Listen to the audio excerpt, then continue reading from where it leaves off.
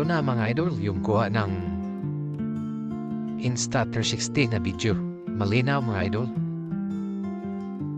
So, depende na sa'yo kung anong style yung gusto mo.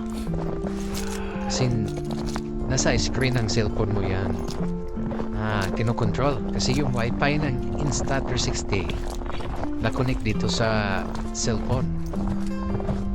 Kung gusto mong yung regular lang ganyan, okay lang yan.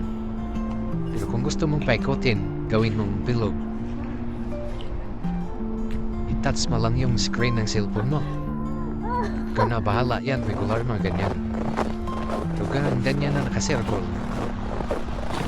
sa cellphone, inano mo na. I-touch screen mo lang yung screen. Ano gusto mo? Bilog ba o normal yung ganyan, normal pala yan.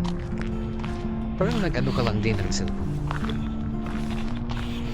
So madali lang siyang mga idol, i-connect.